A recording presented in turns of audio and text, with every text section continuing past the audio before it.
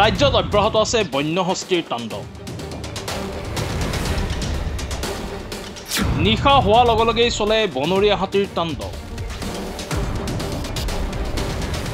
শেহতীয়াকৈ কোকৰাঝাৰ জিলাৰ পৰ্বতজোৱাৰ বন প্ৰাধিকৰণৰ অধীনত থকা খোৰাঘাট জয়পুৰ গাঁৱত নিশা চলে বন্যহস্তীৰ ভয়ংকৰ তাণ্ডৱ।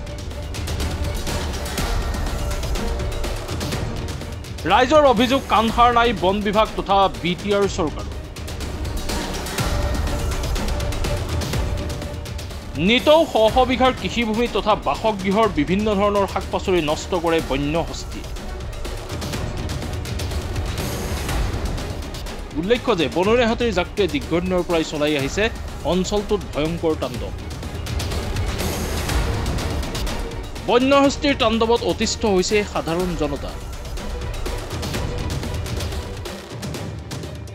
বনাঞ্চল এৰি জনাঞ্চলত নিশা বনৰীয়া হাতীয়ে কেইবাটাও বাসগৃহ খাদ্য সামগ্ৰী তথা কৃষিভূমি তহিলং কৰাৰ পৰিলক্ষিত হয়।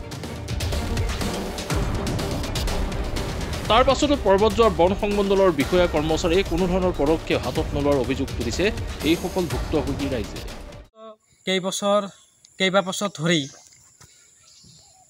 বিগত কেইবাবছৰ ধৰি পৰ্বতজোৰাত বনৰীয়া হাতীয়ে তাণ্ডৱ চলাই আছে।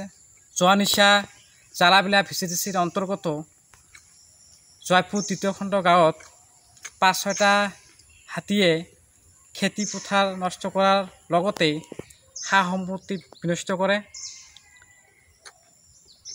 গতিকে অসম চৰকাৰ তথা BTR চৰকাৰক হাতীজাকটোক নিয়ন্ত্ৰণ কৰাৰ লগতে কৃষকসকলক ক্ষতিপূৰণ দিয়াৰ বাবে আমি অনুৰোধ জনাইছোঁ। বিগত কেইবাবছৰ ধৰি পৰ্বতজোৰাত বনৰীয়া হাতীৰ তাণ্ডৱ চলাই আছে।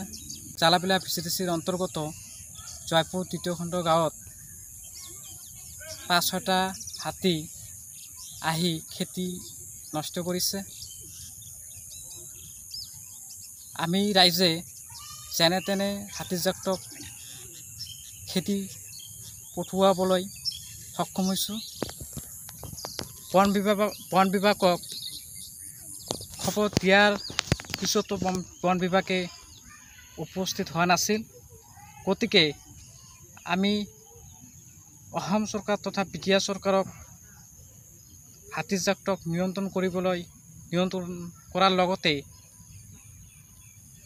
কৃষকসকলক ক্ষতিপূৰণ দিয়াৰ বাবে আমি অনুৰোধ জনাইছোঁ।